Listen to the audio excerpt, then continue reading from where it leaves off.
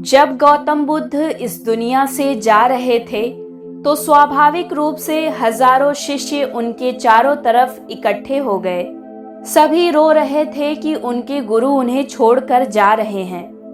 उनका दुखी होना तो स्वाभाविक था और गौतम बुद्ध भी उनके साथ 42 सालों तक रहे थे और वो सभी उनसे बहुत प्रेम करते थे। वे उनकी आभा, उनके खिंचाव से प्रेम करते थे। बुद्ध सबसे सुंदर व्यक्तियों में से एक थे जो कभी इस पृथ्वी पर चले होंगे।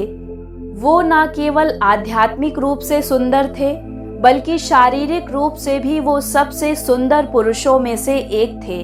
बुद्ध का बैठना, चलना, सोना, उनकी बातें सब अपने आप में बहुत ही अद्भुत और आकर्षक थी।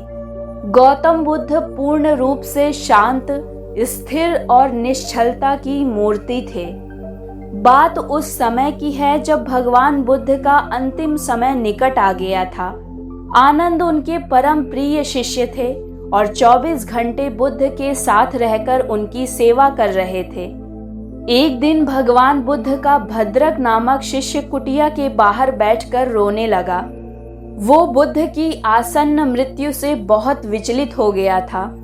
जब बुद्ध के कानों में भद्रक के रोने की आवाज पड़ी तो उन्होंने आनंद से पूछा, आनंद, ये कौन है जो इतने करुण स्वर में रो रहा है? आनंद ने उत्तर दिया, भगवान भद्रक रो रहा है, वो आपके दर्शन हेतु आया है। बुद्ध ने कहा, उसे तुरंत मेरे पास लाओ। बुद्ध की आज्ञा पाकर आनंद उसे कुटिया के भीतर बुला लाए। भद्रक ने जैसे ही कुटिया में प्रवेश किया वो बुद्ध के चरणों में सिर रखकर रोने लगा। बुद्ध ने बड़े प्रेम से पूछा, क्या बात है वत्स, क्यों रो रहे हो? भद्रक बोला, भगवान, जब आप हमारे साथ नहीं होंगे तब हमारा मार्गदर्शन कौन करेगा? कौन हमें अंधकार से प्रकाश तक ले जाएगा? बुद्ध ने कहा, भद्रक, ज्ञान का प्रकाश तुम्हारे ही भीतर है, उसे बाहर मत खोजो। जो अज्ञानी जन ज्ञान को बाहर भटक कर खोजने का प्रयास करते हैं उनके हाथों में सिवाय निराशा के कुछ नहीं लगता। इसके विपरीत मन, वचन, कर्म से एकनिष्ठ होकर साधना करने वालों की आत्मा स्वतः ज्ञानालोकित हो जाती है। भद्रक ने बुद्ध के इस महत्वपूर्ण उपदेश को सदा के लिए गांठ बांध लिया और दुख से मुक्ति पाली। अप दीपो भव, अर्थात अपने दीपक स्वयं बनो, बुद्ध का अंतिम उपदेश था, जिसका आशय ये है कि स्वयं को निर्लिप्त बनाकर आत्मा की पूर्ण ईमानदारी से कर्म करें तो आनंद की प्राप्ति के साथ परम तत्व की सहज ही उपलब्धि हो जाती है।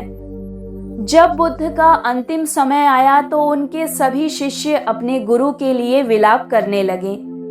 उनको इस तरह रोता हुआ देख गौतम बुद्ध ने कहा, चुप हो जाओ, तुम सब रो क्यों रहे हो? इससे क्या फर्क पड़ता है कि मैं इस दुनिया में रहूं या ना रहूं? मैं तुम्हारा प्रकाश नहीं था, तुम्हें अपना प्रकाश स्वयं बनना होगा। मेरी एक बात याद रखना, जिस बात के लिए आज तुम रो रहे हो वही तुम सब के लिए वरदान सिद्ध होगा, क्योंकि जब मैं चला जाऊंगा तब तुम खुद को खोजने का प्रयास करोगे। जब तक मैं यहाँ था तो तुम्हारा ध्यान खुद से ज्यादा मुझ पर था। हालांकि मैं लगातार तुमसे कहता रहा कि खुद के भीतर जाओ, खुद को जानो, लेकिन तुम मुझ पर ही ध्यान केंद्रित कर रहे थे।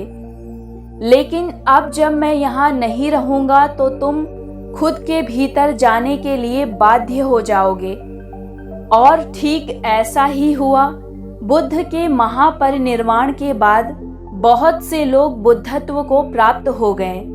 जब उनसे पूछा गया कि बुद्ध की मृत्यु के बाद इतने सारे लोग प्रबुद्ध क्यों हो गए, तब उन्होंने कहा, ये बात हमें अब समझ आ रही है कि बुद्ध ने ऐसा क्यों कहा था कि जिस बात को तुम अभिशाप समझ रहे हो वो तुम सबके लिए वरदान सिद्ध होगी। क्योंकि एक बार आपने बुद्ध को देखा और वो चले गए तो फिर बाहर देखने लायक कुछ भी नहीं है। इसलिए हमने अपनी आंखें बंद कर ली। हमने गौतम बुद्ध के रूप में वो सब देख लिया जो सबसे अधिक देखने योग्य था। हमने इस संसार में सबसे सुंदर व्यक्ति को देखा है और अब क्या देखा जा सकता था। तो हमने अपनी आंखें बंद कर ली और भीतर की ओर मुड़ गए। क्योंकि अब बुद्ध बाहर नहीं थे, तो पहली बार हमने उनकी आवाज अपने भीतर सुनी।